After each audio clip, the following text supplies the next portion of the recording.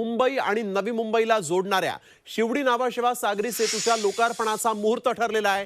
जानेवारी किंवा फेब्रुवारीमध्ये लोकार्पण होण्याची ही शक्यता आहे। लोकसभा निवडणुकीच्या आधी या मार्गाचं लोकार्पण होणार असल्याची माहिती मिळते। मुंबई ते नवी मुंबई, जेएनपीटी मुंबई गोवा महामार्ग तसंच रायगड जिल्ह्यातून दक्षिणेकडे जलद गतीने जाण्यासाठी या सागरी सेतूचा फायदा होणार आहे। या सागरी सेतूमुळे नवी मुंबई ते मुंबई प्रवास अवघ्या 20 मिनिटांमध्ये शक्य होणार आहे।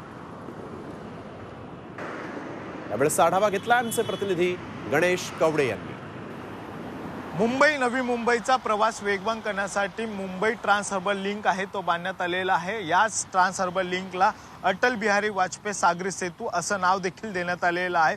21 किलोमीटरचा हे खरं तर ट्रान्स हार्बर लिंकचा प्रकल्प आहे तो उभारण्यात आलेला आहे। या प्रकल्पाचं काम आहे ते पूर्ण झालेलं देखील पाहायला मिळतंय। नवीन वर्षाच्या सुरुवातीलाच म्हणजे जानेवारी फेब्रुवारी अमृत नोनी आर्थो प्लस ये एक प्रूवन फॉर्मूला है। इसमें मौजूद नोनी फल के गुण और आयुर्वेदिक जड़ी बूटियां शरीर को जरूरी पोषक तत्व देने के साथ साथ हड्डियों और जोड़ों के घिसने, उनमें होने वाले सूजन और दर्द को रोकने में मदद करता है। दर्द मुक्त जीवन के लिए अमृत नोनी ऑर्थो प्लस। महिन्यामध्ये या पुलाचं आहे ते उद्घाटन होणार आहे। त्यामुळे या सागरी सेतूवर मुंबई आणि नवी मुंबईतील प्रवास करणाऱ्या नागरिकांना मोठा दिलासा मिळणार आहे। यामुळे नागरिकांचा वेळ देखील आहे तो वाचणार आहे। त्याच पद्धतीने इंधनाची बचत देखील होणार आहे। मात्र या प्रकल्प पूर्ण झाला असून देखील वेळ मिळत नाहीये, त्यामुळे याचं उद्घाटन केलं जात नाही असा देखील आरोप विरोधकांकडून केला जातोय। त्यामुळे नवीन वर्षाच्या सुरुवातीलाच या पुलाचं उद्घाटन होऊन सर्वसामान्य नागरिकांना हा पूल वापरता येणार आहे।